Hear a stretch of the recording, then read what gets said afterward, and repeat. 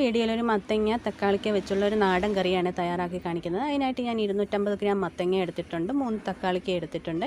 അപ്പോൾ ഇത് തൊലിയൊക്കെ ഒന്ന് കളഞ്ഞ് നമുക്ക് കട്ട് ചെയ്തെടുക്കണം. അപ്പോൾ ഒരല്പം വലുതായിട്ട് തന്നെയാണ് മത്തങ്ങ ഇവിടെ കട്ട് ചെയ്തെടുത്തിരിക്കുന്നത്. അപ്പോൾ തക്കാളിക്കയും കട്ട് ചെയ്തെടുത്തു. അപ്പോൾ ഇതിൻ്റെ കൂടെ 2-3 പച്ചമുളകും കൂടെ കീറിയിട്ടിട്ടുണ്ട്. ഇത് കുക്കറിലേക്ക് ഇട്ട് കൊടുക്കാം. ഇനി ഇതിലേക്ക് 1/4 ടീസ്പൂൺ മഞ്ഞൾപ്പൊടി, ഒരല്പം മുളക് പൊടി, ആവശ്യത്തിനുള്ള ഉപ്പും വെള്ളവും ഒഴിച്ച് നമുക്ക് ഒരു വിസിൽ കൊടുത്തൊന്ന് വേവിച്ചെടുക്കാവേ. ഇനി മത്തങ്ങ കറിക്ക് നമുക്കൊന്ന് അരപ്പ് തയ്യാറാക്കി എടുക്കണം. അതിനായിട്ട് ഞാൻ 1 ടീസ്പൂൺ അരിയും 1.5 ടേബിൾ സ്പൂൺ മല്ലി എടുത്തിട്ടുണ്ട്. ഇത് നമുക്ക് എണ്ണ ഒഴിക്കാതെ ഒന്ന് വറുത്തെടുക്കണം.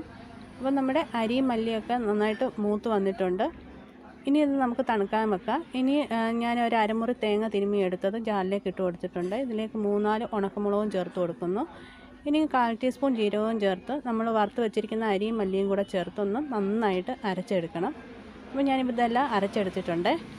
െല്ലാം വെന്ത് വന്നത് ഞാനൊരു ചട്ടിയിലേക്ക് ഇട്ട് കൊടുത്തിട്ടുണ്ട്. അത് ഞാൻ അടുപ്പത്ത് വെച്ച് കൊടുത്തു. നല്ലതുപോലെ തിളച്ച് വന്നതിന് ശേഷം മാത്രമേ അരപ്പ് ചേർക്കാവേ. അപ്പോൾ ഞാൻ അരപ്പെല്ലാം ചേർത്ത് കൊടുത്തു. എന്നിട്ട് ഇത് നല്ലതുപോലെ ഇളക്കി കൊടുക്കണേ.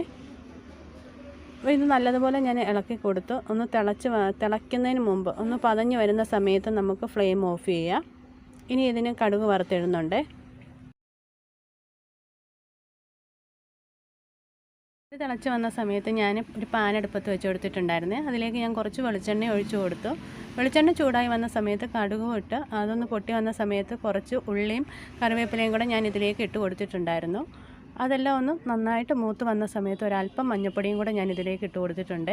അപ്പോൾ നമ്മുടെ കറിക്ക് നല്ല കളർ കിട്ടും. അപ്പോൾ ഇത് ഞാൻ കറിയിലേക്ക് ഒഴിച്ചു കൊടുക്കുവാണ്. അപ്പോൾ നമ്മുടെ കറി ഇവിടെ റെഡി ആയിട്ടുണ്ട്. നല്ല സ്വാദുള്ള കറിയാണ്. അപ്പോൾ എല്ലാവരും ഇതുപോലെ ഒന്ന് ട്രൈ ചെയ്ത് നോക്കണേ.